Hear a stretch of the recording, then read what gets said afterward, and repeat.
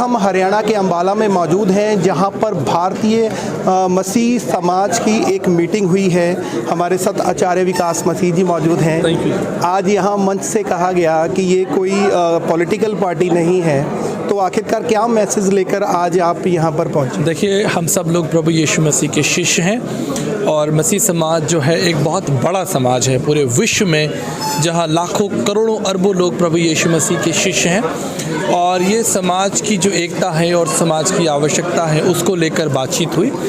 और हम यही प्रार्थना करते हैं कि भारत में जो लाखों करोड़ों कलीसियाएं हैं प्रभु यीशु मसीह के शिष्य, वो एक मंच पर आए।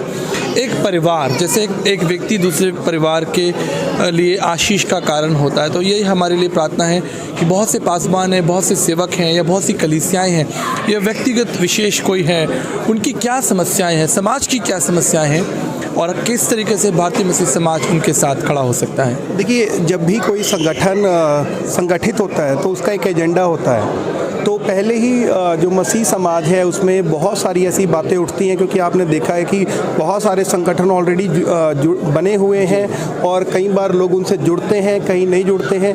क्या विशेष संदेश जो है वो आपके इस संगठन का है जिससे लोग आपको पसंद कर रहे हैं? देखिए, प्रभु यीशु मसीह की जो सबसे अच्छी विशेषता हम सब जानते हैं कि प्रभु यीशु मसीह प्रेम के बारे में बातचीत करते थे। अगर किसी भी समाज में, परिवार में या संगठन में प्रेम नहीं है तो वो संगठन खड़ा नहीं हो सकता। तो हम देख रहे हैं कि प्रभु का जो प्रेम हमें मिला है वही हम प्रभु के प्रेम को बांट रहे हैं और पूरे हिंदुस्तान से लोग भारतीय मसीह समाज से जुड़ रहे हैं।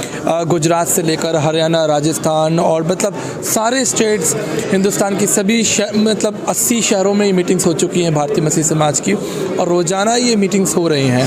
तो लाखों लोग जुड़ रहे हैं क्योंकि वो प्रेम पा रहे हैं, एक अच्छी अगुवाई पा रहे हैं, एक अच्छे भविष्य के बारे में बातचीत हो रही है, तो लोग निश्चित जुड़ रहे हैं। तो आप 300 पॉइंट्स की बात कर रहे थे स्टेज पे, कुछ आप शेयर करना चाहेंगे जो आपको देख रहे हैं कि आखिरकार ऐसा मेन एजेंडा क्या है जिससे लोग जो है आप पर भरोसा करें, क्योंकि आपसे पहले भी बहुत सारे ऐसे मंच जो हैं वो मौजूद? नहीं, बिल्कुल। देखिए, भरोसा तो हमारा प्रभु पर है। बाइबल कहती है, प्रभु का वचन कहता है कि हम मनुष्यों पर नहीं परमेश्वर पर भरोसा रखें। लेकिन हाँ, एक परिवार के नाते जैसे हमने कहा, हमारी समाज की छोटी छोटी आवश्यकताएं, हमारे बच्चे अच्छे कॉलेजेस में पढ़ सकें या उनको लॉ करना है उसके बारे में उनको जानकारी नहीं, सिविल सर्विसेज में कैसे आए उनको पता नहीं, और स्पोर्ट्स में कैसे आए या मीडिया में कैसे एजुकेशन करें, इन सब बातों में भी बातचीत हुई।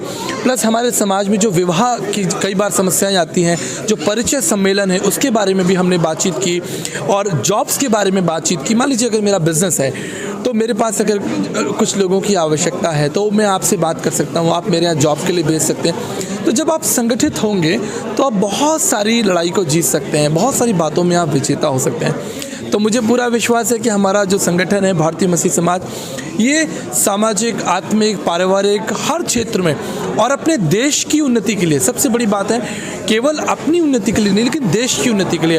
हमने पिछले दिनों एक कार्यक्रम किया कि हर एक भारतीय मसीह को इनकम टैक्स देना है। अगर आप भारतीय मसीह परिवार का सदस्य हिस्सा हैं तो आप किस तरीके से देश के निर्माण में, साफ सफाई में, आप आसपास के क्षेत्र में और शांति बनाए रखने के लिए। और देखिए, भारतीय मसीह समाज की सबसे बड़ी विशेषता, हम कभी कोई आंदोलन नहीं करते, कभी कोई टायर नहीं जलाते, कोई झगड़ा नहीं करते। तो यही हमारी अपील है कि हम अपने समाज के संग संग देश का निर्माण कैसे कर सकते हैं। देखिए, बहुत सारी जो पॉलिटिकल पार्टी, आजकल इलेक्शन भी है देश के अंदर, वो खुल के कभी संदेश नहीं देते कि इस धर्म के खिलाफत हम लोग कर रहे हैं। फिर भी जो अंतर जो हरियाणा में भी देखा गया पिछले दिनों के अंदर, जो भी हमले हुए या कोई प्रॉब्लम्स आ रही हैं, आपको क्या लगता है कि इनको जनरेट करने वाली फोर्सेस क्या हमारा समाज है या फिर पॉलिटिकल पार्टीज़ हैं? भारतीय समाज का जो है क्या स्टैंड है? देखिए, सबसे बड़ी बात है कि पवित्र शास्त्र बाइबल में लिखा है कि सबसे बड़ी समस्या पाप है। ये राजनीतिक समस्या नहीं है, ये एक आत्मिक समस्या है। पाप के द्वारा आप समाज की बात कर रहे हैं, परिवार टूट चुके हैं, भाई ने भाई को मार दिया।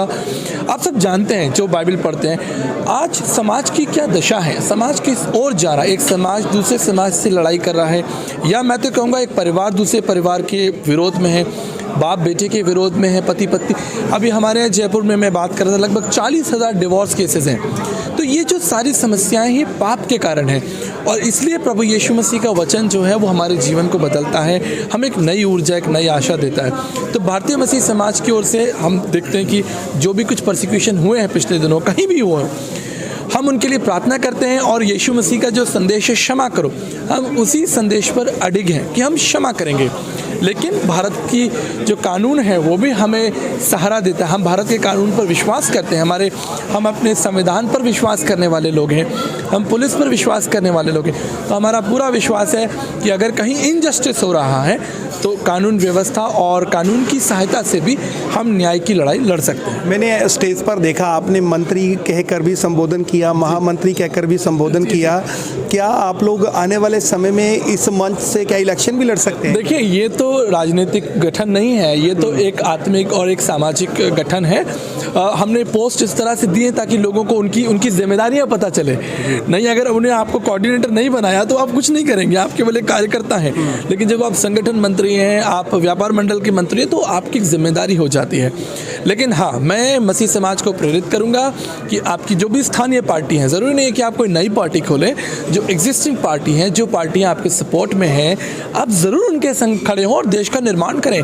और सिर्फ अपनी कौम के लिए नहीं, अपनी रक्षा के लिए नहीं कि आपने कोई पार्टी ज्वाइन कर ली तो उससे आपको फ़ायदा है, बल्कि इसलिए कि कैसे आप उस पद पर बैठकर अपने देश का, समाज का निर्माण कर सकते हैं। जैसे यूसुफ के बारे में हम बाइबल में पढ़ते हैं कि यूसुफ जब गवर्नर बना तो उसने कैसे मिस्र देश को संभाला।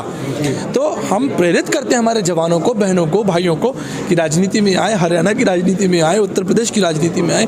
मेरी जो धर्मपत्नी है डॉक्टर दीप्ति भटनागर जी हैं, वो खुद एक राजनेता हैं, सेविका हैं, और शिवपाल यादव जी की वो प्रदेश अध्यक्ष है राजस्थान की। तो बिल्कुल हम अपने समाज का निर्माण और अपने देश के निर्माण पर अडिग हैं। आचार्य जी, कोरोना का कहर लगातार बढ़ रहा है।